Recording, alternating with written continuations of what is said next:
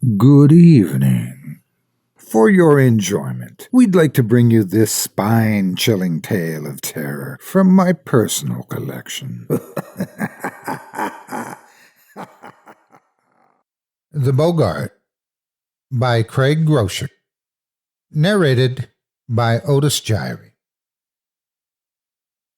There had never been as hard-working a man as Bradley Edwards.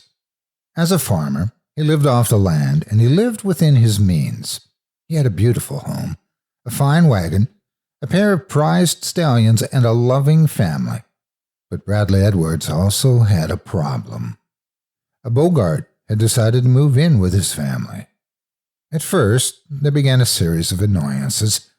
Because no one could see the Boggart, Bradley's wife and children suspected each other. The children squabbled when something went missing or a toy turned up broken. Soon, however, the Boggart became bolder. Salt and pepper shakers tipped over during dinner. Pots and pans clanked and clattered at random.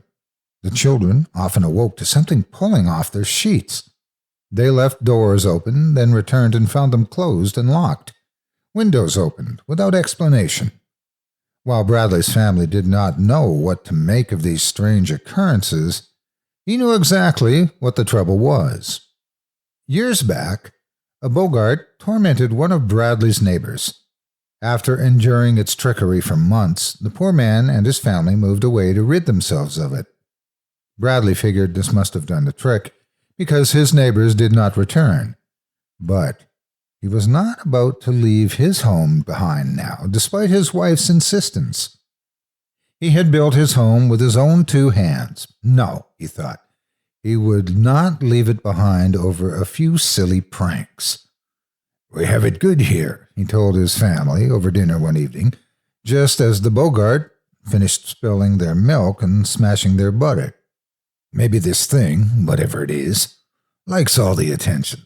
Let's ignore it and see what it does."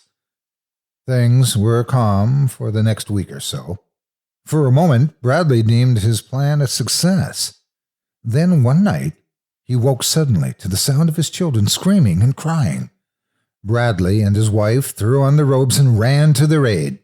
They found bedsheets strewn about, curtains open, and their shaken, panic-stricken children huddled together.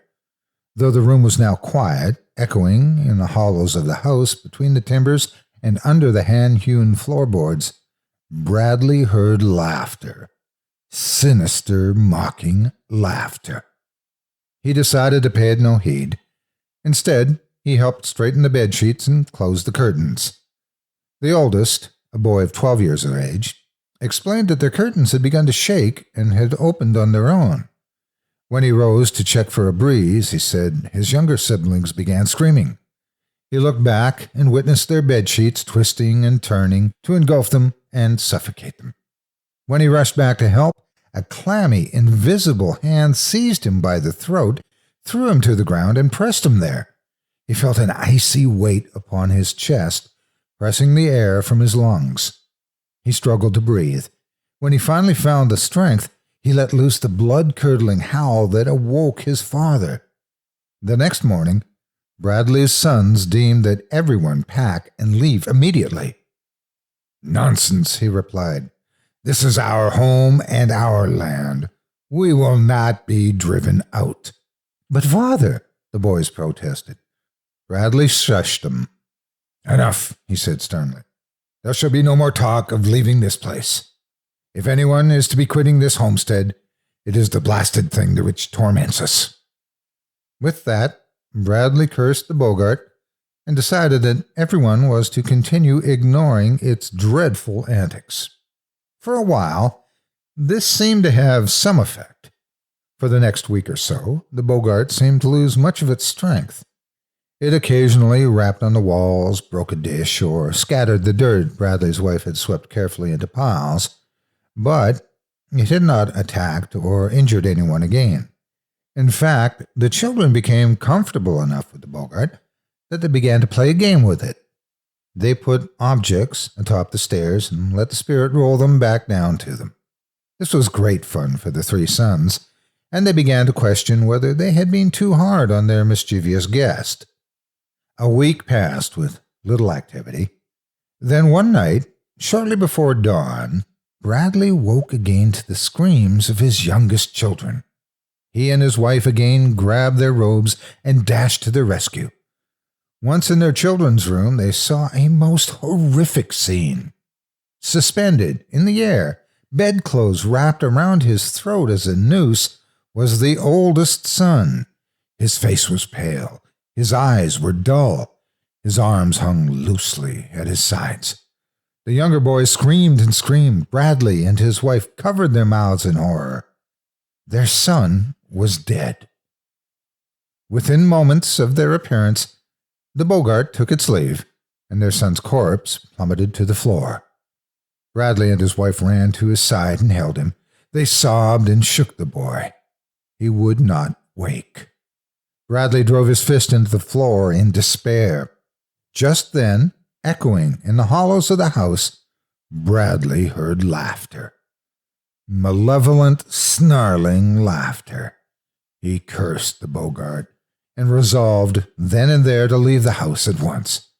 He would let the horrible specter, or whatever it was, have the place to itself. As Bradley and his family were loading their final belongings into their vehicle and preparing to depart, a neighbor by the name of John Marshall passed by and witnessed the commotion. "Why, Edwards," he declared, "what's got you folks leaving in such a hurry?" "I've got no choice," Bradley said, mopping the sweat from his brow.